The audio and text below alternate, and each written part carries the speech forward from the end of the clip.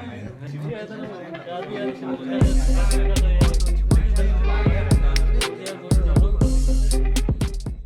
मसीह की। स्वागत है आप सभी का फिर से हमारे इस वीडियो श्रृंखला में, जहां हम श्रेष्ठ गीत की पुस्तक से सीख रहे हैं मानव जीवन के बहुत ही अहम पहलू के बारे में, सेक्स, प्रेम और विवाह के बारे में। और हम इसके अभी वचन का जो हिस्सा है उसे हम देख रहे हैं।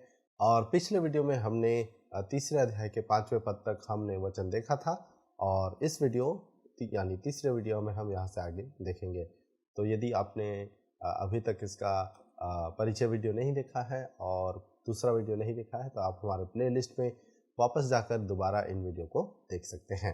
तो आइए हम यहाँ से आगे इन वचन में बढ़ें, और इसके बाद फिर हम आने वाले वीडियो में एक बार जब हम इस वचन को पढ़कर देखकर समझ लें, फिर हम इसके अनुप्रयोग के बारे में देखें कि कैसे हम इसे लागू कर सकते हैं, क्या मूल बातें हैं जो हम इसमें से सीख सकते हैं।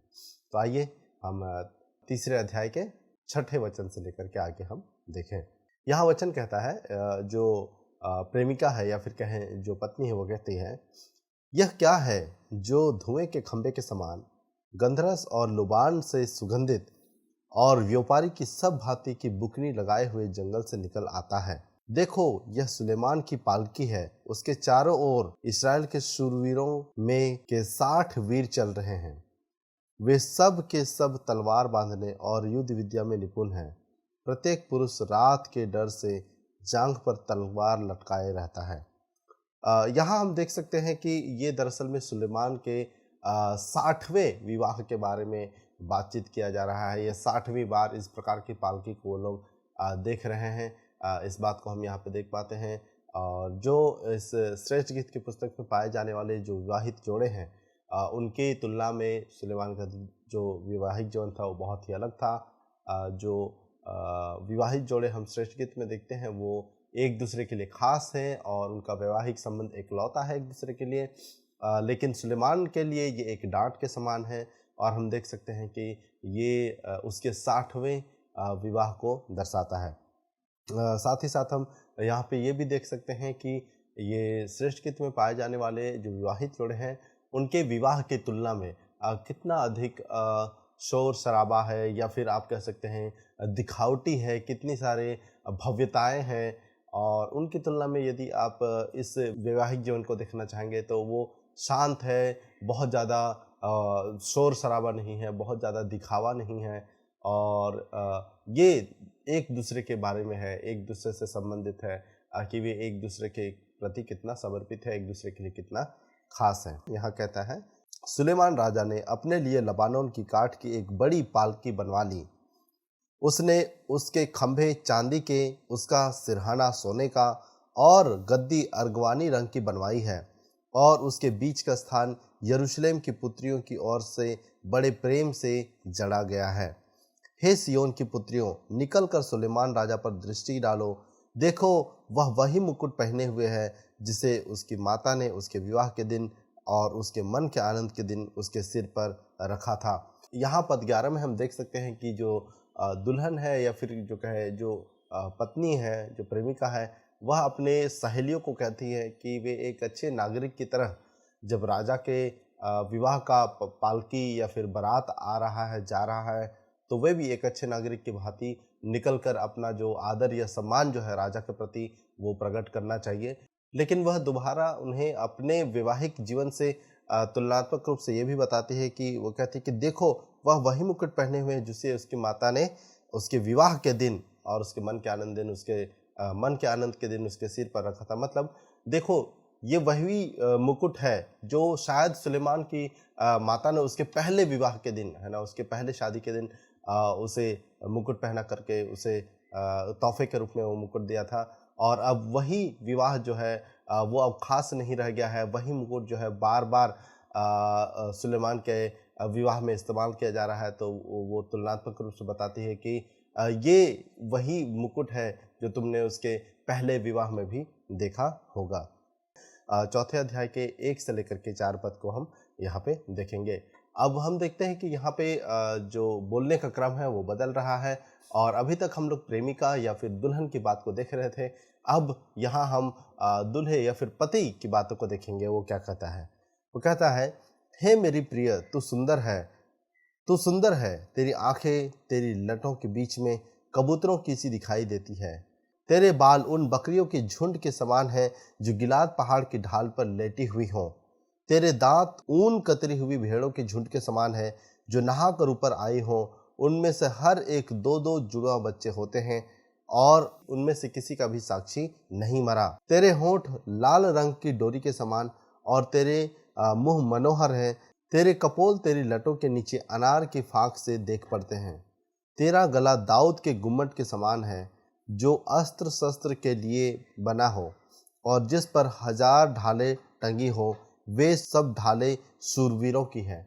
यहाँ हम देख पाते हैं कि ये सभी लोग सुलेमान के जो भव्य विवाह है या फिर जो शानदार या फिर कहें बहुत तड़कीला भड़कीला या फिर दिखावे का जो विवाह है, जो बड़ा बारात जा रहा है, उसको देखने के लिए जाते हैं, उसकी प्रशंसा करने के लिए जाते हैं, एक अच्छे नागरिक के रूप में अपना आदर राजा को प्रकट कर रहे हैं। और फिर हम यहाँ चौथे अध्याय में देखते हैं कि पहले पद से ही जो पति है वो पत्नी की खूबसूरती के बारे में बताता है, वर्णन करता है। और सबसे पहले हम देखते हैं कि वो उसके आँखों, उसके जो सिर के बारे में है वो खूबसूरती के बयान करता है कि उसकी आंखें कितनी खूबसूरत है, उसके बाल कितने खूबसूरत है। और फिर वो उनके दांत के बारे में कहता है कि किस प्रकार का उसका दांत है। वो कहता है कि किसी का भी साक्षी मरा नहीं। कहने का तात्पर्य है कि जो उसके दांत है वो एक दूसरे से मिलते जुलते हैं, है ना। ऐसा नहीं कि ऊपर का दांत, ऊपर की कतार का दांत अलग है, नीचे की कतार का दांत अलग है। नहीं, वे जो सभी दांत है ऊपर नीचे दोनों मिले हुए हैं, कोई भी टेढ़ा मेढ़ा नहीं है। और उसके बाद वो उसके होंठ की खूबसूरती के बारे में कहता है, लाल रंग की डोरी के समान है, तेरे मुंह मनोहर हैं और तेरे कपोल तेरी लटों के नीचे अनार की फांक से देख पड़ते हैं। तो वो उसके चेहरे की जो खूबसूरती है उसके बारे में वो बयान करता है। और फिर वहाँ से हम देखते हैं कि वो धीरे धीरे उसके सर के बाल से लेकर के धीरे धीरे नीचे जाता है और वो उसकी तारीफ करता है, उसकी प्रशंसा करता है, उसकी खूबसूरती के बारे में वो बता रहा है। आइए हम देखते हैं कि यहाँ से आगे वो क्या उसकी खूबसूरती का बयान करता है।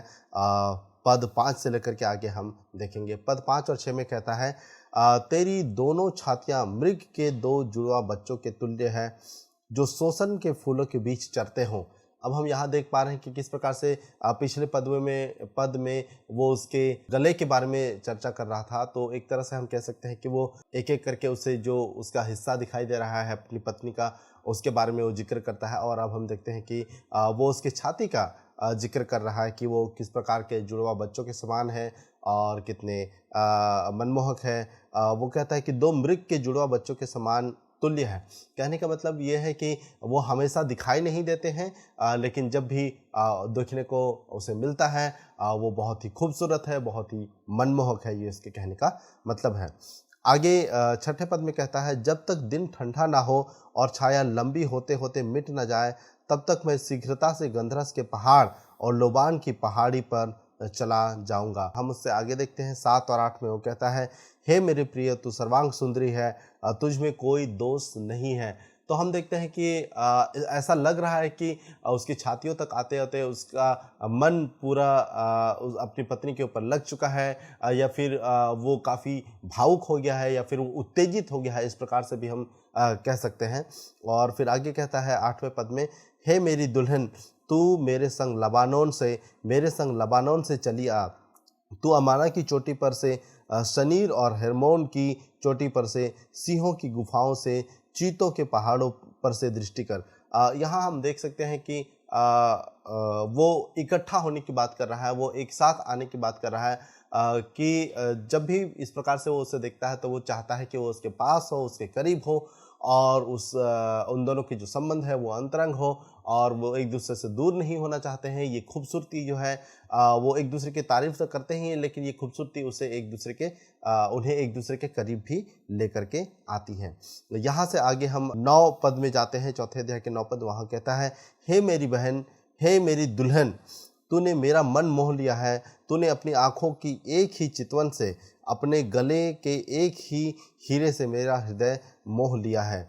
हे मेरी बहन, हे मेरी दुल्हन, तेरा प्रेम क्या ही मनोहर है, तेरा प्रेम दाखमधु से क्या ही उत्तम है, और तेरे इत्रों का सुगंध इस प्रकार के मसालों से सुगंध से। हे मेरी दुल्हन, तेरे होठों से मधु टपकता है, तेरी जीभ के नीचे मधु और दूध रहता है, तेरी जीभ के नीचे मधु और दूध रहता है, तेरे वस्त्रों का सुगंध लबानोन का सा है। तो हम यहाँ पे कई बार जब पढ़ते हैं इसे, हे मेरी बहन, वो इस प्रकार से क्यों कह रहा है? कई बार हम ये सोच सकते हैं कि क्या यहाँ पे ये भाई बहन के बीच का संबंध को दर्शाता है? दरअसल में नहीं, ये उनके भाई बहन का रिश्ता नहीं है, लेकिन वो उस अपनी जो वैवाहिक जीवन की तुलना है वो भाई बहन के रिश्ते से तुलना करता है। जो भाई बहन जो होते हैं, जो बचपन से बड़े होते हैं, एक साथ वो एक दूसरे को काफ़ी करीबी से जानते हैं, अच्छे तरीके से समझते हैं। वो कहता है कि तू मेरे लिए वैसी ही है जैसे मेरी अपनी बहन, जिसे मानो मैं बचपन से जानता है, जिसे मैं अच्छी तरीके से जानता आया हूँ। तो ये उनके ऐसा नहीं है कि ये जो भाई बहन है वो पहले भाई बहन थे, अब उन्होंने विवाह कर लिया, ऐसी कोई बात नहीं है। और ऐसे ही एक बात है जो आगे हम जो दुल्हन है उसे भी कहते हुए हम देखेंगे। तो यहाँ पे जो संबंध है, ये बहन कहने का मतलब ये नहीं है कि वो उसकी अपनी बहन है, लेकिन वो उस रिश्ते की करीबी को दर्शाना चाहता है कि जैसा एक भाई बहन का संबंध करीबी होता है, वे एक दूसरे को अच्छी तरह से जानते हैं, एक साथ बड़े होते हैं, वैसा ही वो कहता है कि तू भी मेरे लिए वैसा ही है, मैं भी तुझे इतनी अच्छी तरीके से जानता हूँ और तू भी मुझे इतनी अच्छी तरीके से जानती है। और इस बात को हम यहाँ से आगे देखते हैं कि वो बहन शब्द का ही, वो नज़दीकी के भावना का ही इस्तेमाल करते हुए 12 पद से आगे भी इस बात का जिक्र करता है। वो कहता है मेरी बहन। फिर से इसमें आप भाई बहन के संबंध में कंफ्यूज ना करें या फिर इससे आप असमंजसता में ना पड़ जाए, लेकिन वो करीबी को दर्शाने का प्रयास कर रहा है कि वो अपनी पत्नी को कितनी अच्छी तरीके से जानता है। कहता है मेरी बहन, मेरी दुल्हन किवाड़ लगाई हुई बारी के समान, किवाड़ बंद किया हुआ सोता और छाप लगाया हुआ झरना है। तेरे अंकुर उत्तम फल वाली अनार की सी बारी के तुल्य है, जिसमें मेहंदी और सुंबुल, जटामांसी और केसर, लोबानान के सब भांति भांति के पेड़, मुस्क और दालचीनी, गंधरस, अगर आदि सब मुख्य मुख्य सुगंध द्रव्य होते हैं। तू बारियों का सोता है, फूटते हुए जल का कुआं और लबानोन से बहती हुई धाराएं हैं।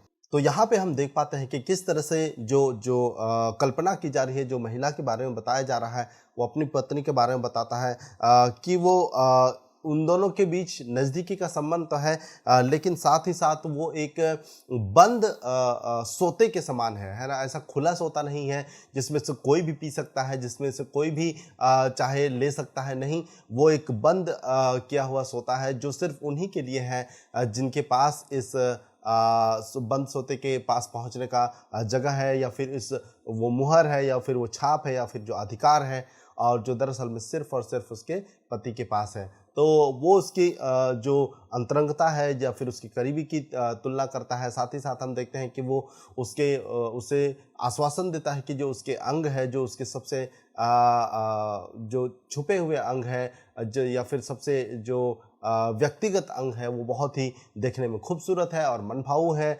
और वो उनकी तारीफ करता है, उनकी प्रशंसा करता है।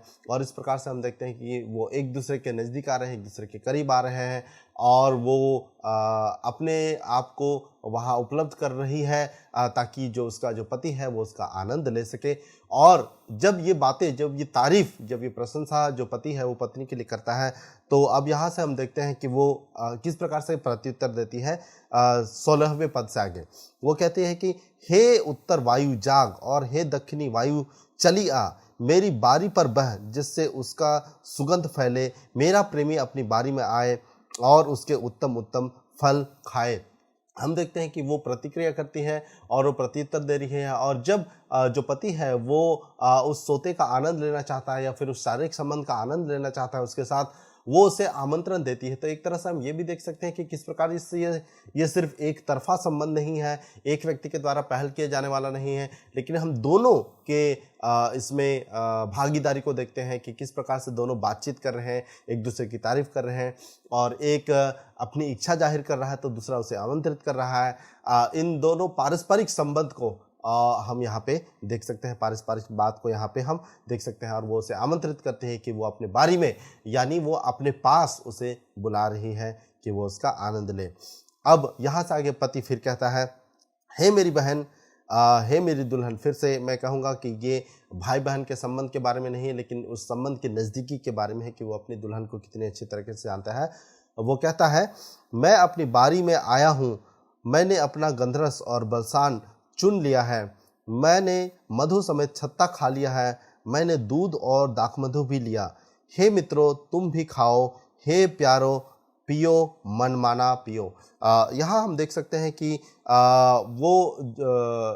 इस प्रकार से एक दूसरे को प्रोत्साहित कर रहा है और वो बता रहा है, अपने बारे में बता रहा है कि किस प्रकार से वो इस पवित्र संबंध में, एक वाचाकृत संबंध में जब अपनी पत्नी से मिला हुआ है तो वो इस संबंध का आनंद उठा पा रहा है। और वो अपने मित्रों को भी प्रोत्साहित करता है कि वे भी यदि इसी प्रकार के अपने वाचाकृत संबंध में, है ना, पति पत्नी होने के संबंध में है, तो फिर वे भी आनंद उठा सकते हैं। वो कहता है, हे मित्रों, तुम भी खाओ, हे प्यारो पियो, मनमाना पियो। और किसी भी तरह का संकोच नहीं होना चाहिए, किसी भी तरह से उन्हें डरने या शर्मिंदगी की ज़रूरत नहीं है, या फिर किसी को पता चल जाएगा या फिर ये किसी को मालूम हो जाएगा, इस बात का डर नहीं है। लेकिन वो स्वतंत्र होकर मनमाना पियो कहता है।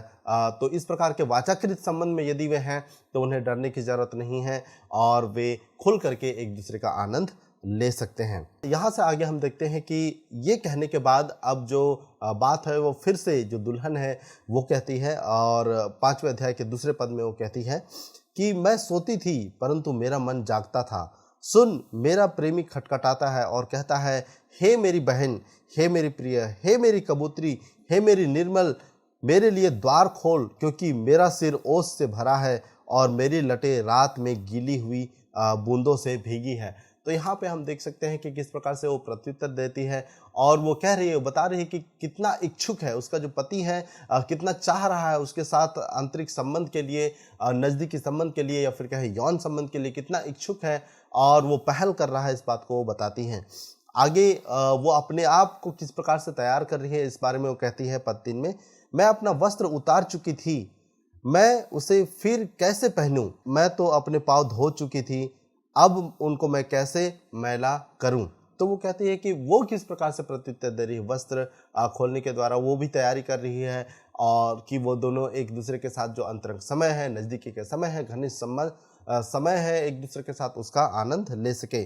चौथे पद में वो कहती है, मेरे प्रेमी ने अपना हाथ किवाड़ की छेद से भीतर डाल दिया, तब मेरा हृदय उसके लिए उभर उठा। फिर से हम देखते हैं कि वो एक दूसरे के कितने नज़दीक हैं, एक दूसरे के कितने करीब हैं, वो यौन संबंध के लिए, शारीरिक उत्तेजना के लिए कितना एक दूसरे को उत्तेजित कर रहे हैं। यहाँ पे हम इस बात को देख सकते हैं और इस बात को समझ सकते हैं। और फिर हम ये भी देखते हैं कि किस प्रकार से ये दोनों की तरफ से पारस्परिक रूप से किया जाने वाला संबंध है। यहाँ जब हम इसे पढ़ते हैं तो कहीं भी हमें ऐसा नहीं लगता है कि यहाँ पे किसी के साथ भी जोर ज़बरदस्ती किया जा रहा है या किसी को ज़बरदस्ती ऐसा करने के लिए विवश किया जा रहा है। नहीं, हम ये देख सकते हैं कि दोनों जो है इसमें शामिल है और दोनों इसका आनंद ले रहे हैं। और हमें फिर से इसे याद रखना चाहिए कि ये कैसी परिस्थिति में है, ये किसी भी व्यक्ति के साथ नहीं, लेकिन ये दोनों वाचाकृत संबंध में, पति पत्नी के संबंध में परमेश्वर ने जिस प्रकार से बनाया था उस दायरे के अंदर में रह करके वे एक दूसरे का आनंद ले रहे हैं। यहाँ से आगे ये जो पहल है जो पति ने किया है, तो पत्नी किस प्रकार से आगे बढ़ रही है वो अपने बारे में आगे कहती है। 5वें अध्याय के 5 पद में वो कहती है, मैं अपने प्रेमी के लिए द्वार खोलने को उठी और मेरे हाथों से गंधरस टपका और मेरी उंगलियों पर से टपकता हुआ गंधरस बेंडों की मूठों पर पड़ा। हम यहाँ पे देख सकते हैं कि वो तैयार है कि उसका पति जो है उसके शारीरिक रूप से उसका आनंद ले और वो उसका आनंद दे, इसके लिए भी वो तैयार है। 6ठे पद में वो कहती है, मैंने अपने प्रेमी के लिए द्वार तो खोला परंतु मेरा प्रेमी मुड़कर चला गया था। जब वह बोल रहा था तब मेरा प्राण घबरा गया था। मैंने उसको ढूंढा परंतु ना पाया, मैंने उसको पुकारा परंतु उसने कुछ उत्तर ना दिया। पहरे वाले जो नगर में घूमते थे मुझे मिले, उन्होंने मुझे मारा और घायल किया। शहरपनाह के पहरुओं ने मेरी चद्दर मुझसे छीन ली। हे यरूशलेम की पुत्रियों, मैं तुमसे शपथ धरा कर कहती हूँ, यदि मेरा प्रेमी तुमको मिल जाए तो उससे कह देना कि मैं प्रेम की रोगी हूँ। तो यहाँ पूरे पद 8 तक में हम ये देख पाते हैं या फिर 7 तक में हम देख सकते हैं कि वो कितना चाहती है और कितना जितना उसका पति जो है उसका आनंद लेना चाहता है, उससे घनिष्ठ होना चाहता है, उससे नज़दीक होना चाहता है, उससे यौन संबंध बनाना चाहता है, उतना ही वह भी इच्छुक है कि वो चाहती है कि उसका जो पति है उसका आनंद ले, उसके करीब रहे और उसका वो आनंद उठाए और वो दोनों एक दूसरे के साथ मिल करके इसका एक तरह से हम कहें मज़ा ले या फिर एक दूसरे का आनंद ले। और इसमें कोई रोक टोक नहीं है और इसमें कोई एक तरफी बात भी नहीं है, दोनों इसके लिए पूरी तरह से शामिल हैं। अब हम यहाँ से आगे जब हम पढ़ते हैं तो वो मदद के लिए कहती है, अपने सहेलियों को कहती है कि मेरी मदद करो, मुझे उसे ढूंढने में सहायता करो, मैं चाहती हूँ कि वो मेरे पास रहे लेकिन वो मेरे पास नहीं है, मैं उससे दूर हो गई हूँ, उसे ढूंढने में मेरी मदद करो। इस प्रकार से वो आग्रह कर रही है, अपनी सहेलियों से मदद की मांग कर रही है। और फिर हम देखते हैं कि उनकी जो सहेलियाँ हैं वो किस प्रकार से प्रत्युत्तर देती हैं। तो उसके अनुरोध के प्रत्युत्तर में उसकी जो सहेलियां हैं वो पद 9 में उससे सवाल पूछती है। वो कहती है कि हे स्त्रियों में परम सुंदरी, तेरा प्रेमी और प्रेमियों से किस बात में उत्तम है, तू क्यों हमें ऐसे शपथ धराती है। तो यहाँ पे हम देखते हैं कि उनकी जो सहेलियां वो पूछती है कि क्यों हम तुम्हारी मदद करें, ऐसी क्या खास बात है तुम्हारे पति में, तुम्हारे प्रेमी में ऐसी क्या खास बात है कि हम तुम्हारी मदद करें, क्या बात है जो उसे दूसरे प्रेमियों से अलग करता है। इस प्रकार से वो सवाल करती है, हमें यकीन दिला, क्यों तो हमें शपथ धरा धरा कर कह रही है कि हम तुम्हारी मदद करें, ऐसी क्या खास बात है। और फिर हम देखते हैं कि वो इस प्रकार से उनका सवाल का जो उत्तर है वो पद 10 में देती है। वो कहती है, मेरा प्रेमी गोरा और लाल सा है, वह 10,000 में उत्तम है, उसका सिर चोखा कुंदन है, उसकी लटकती हुई लटें कौवों की नाई काली हैं, उसकी आंखें उन कबूतरों के समान हैं जो दूध में नहाकर नदी के किनारे अपने झुंड में एक कतार से बैठे हुए हैं। पद 13 में वो कहती है, उसके गाल फूलों की फुलवारी और बरसात की उभरी हुई क्यारियां हैं, उसके होंठ सोसन फूल हैं जिनसे पिघला हुआ गंधरस टपकता है, उसके हाथ फिरोजा जड़े हुए सोने का किवाड़ है, उसका शरीर नीलम की फूलों से जड़े हुए हाथी दांत का काम है, उसके पांव कुंदन पर बैठाए हुए संगमरमर के खंभे हैं, वह देखने में लबानोन और सुंदरता में देवदारों के वृक्ष के समान मनोहर है। 16 पद में वो कहती है, उसकी वाणी अति मधुर है, हाँ वह परम सुंदर है, हे यरूशलेम की पुत्रियों, यही मेरा प्रेमी है, यही मेरा मित्र है।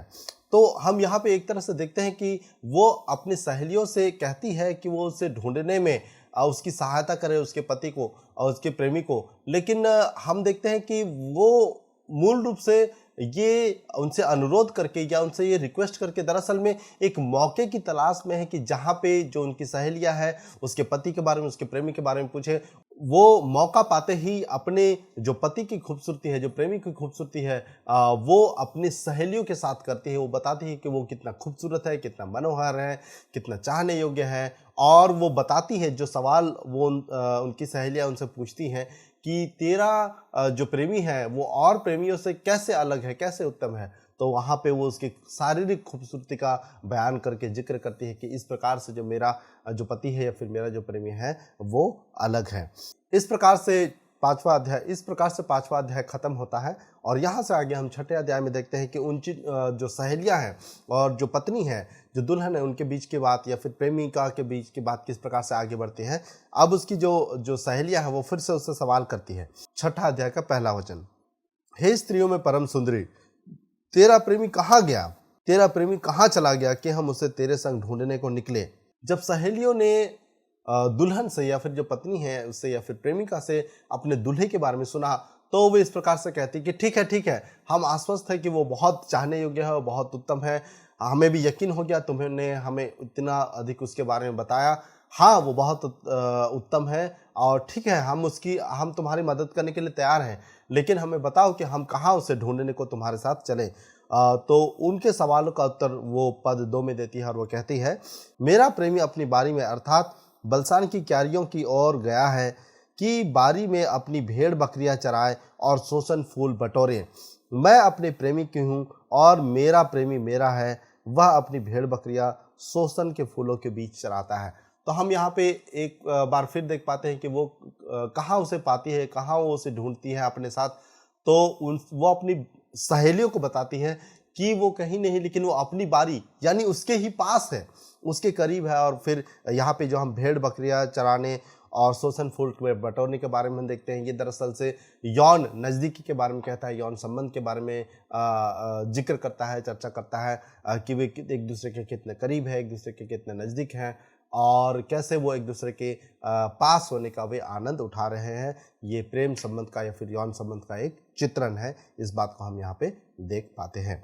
यहाँ से आगे हम देखते हैं कि अब जो पति है वो अपनी पत्नी के बारे में, जब पत्नी अपनी सहेलियों के पास इन सारे बातों का चर्चा कर चुकी होती है, अपने पति की खूबसूरती के बारे में बता चुकी होती है, कितना मनभावना है ये सारी बता चुकी होती है, अब यहाँ पे पति की बारी आती है वो अपनी पत्नी के खूबसूरती के बारे में बताए। तो वो 6ठे अध्याय के 4थे पद से आगे इस प्रकार से कहता है, हे मेरी प्रिय, तू तिरसा की नाई सुंदरी है, तू यरूशलेम के समान रूपवान है और पताका फहरती हुई सेना के तुल्य भयंकर है। अपनी आंखें मेरी ओर से फेर ले, क्योंकि मैं उनसे घबराता हूँ। तेरे बाल ऐसी बकरियों के झुंड के समान है जो गिलाद के ढलान पर लेटी हुई देख पड़ती हों। तेरे दांत ऐसे भेड़ों के झुंड के समान हैं जिन्हें स्नान कराया गया है। उनमें से प्रत्येक 2-2 जुड़वा बच्चे देती है, जिनमें से किसी का भी साथी नहीं मरा। तेरे कपोल की लटों के नीचे अनार के फाक से देख पड़ते हैं। तो अब हम देख सकते हैं कि वो दोबारा जब वो जान जाता है कि उसकी पत्नी उसकी खूबसूरती की कितनी जिक्र करती है, कितनी चर्चा करती है, कितना उसके बारे में वर्णन करके बताती है, तो वो खुद को रोक नहीं पाता था। और पहले वो अपने, याद है आपको कि वो उसे बहन करके बुलाता है, उस नज़दीकी संबंध को दिखाता है कि वो कितने नज़दीकी से उसे जानता है। और अब वो दोबारा जो पति है वो अपनी पत्नी की खूबसूरती के बारे में जिक्र करता है, वो उसकी शारीरिक खूबसूरती का बयान करता है, वो बताता है कि वो कितनी खास है। और वो पद 5 में वो कहता है कि अपनी आंखें मेरी ओर से फिर ले, क्योंकि मैं उनसे घबराता हूँ। इस प्रकार से हम कह सकते हैं कि जब आँखों में जब वे दोनों एक दूसरे से आँखों में आँखें डालकर देखते हैं, तो फिर वो अपने आप को संभाल नहीं पाता है, वो कितना अधिक अपनी पत्नी में या फिर अपनी प्रेमिका में खोया हुआ है, इस बात को हम देख सकते हैं। इस पूरे वर्णन में जब भी मैं प्रेमिका शब्द का जिक्र कर रहा हूँ या फिर प्रेमी शब्द का जिक्र कर रहा हूँ, तो इस बात को समझे कि ये एक विवाहित दायरे के अंदर है, क्योंकि कई बार हम लोग प्रेमी प्रेमिका शब्द का इस्तेमाल करते हैं वैवाहिक दायरे के बाहर। जो लोग का विवाह नहीं हुआ होता है फिर भी वो प्रेम संबंध में एक दूसरे के साथ होते हैं, अंग्रेजी में हम बॉयफ्रेंड गर्लफ्रेंड कहते हैं, तो ये उस संदर्भ में बिल्कुल भी नहीं है। ये वैवाहिक संबंध के अंतर्गत बात हो रही है। यहाँ तक कि दूल्हा या दुल्हन भी जो शब्द है वो भी जो मैं कर रहा हूँ ये भी वैवाहिक दायरे के अंतर्गत है। दरअसल में दूल्हा या दुल्हन जो है वो इस बात को दर्शाता है कि वो सिर्फ वैवाहिक संबंध के पहले की बात नहीं है, लेकिन ये वैवाहिक संबंध के बाद होने वाली बातें हैं। इस बात को हमें समझने में सहायता करता है। तो वो कहना चाहता है कि जब वे एक दूसरे की आंखों में आंखें डाल करके एक दूसरे से बातें करते हैं तो वह खुद को संभाल नहीं पाता है, पूरी तरह से खो जाता है। इसलिए वो कहता है, मैं उनसे घबराता हूँ।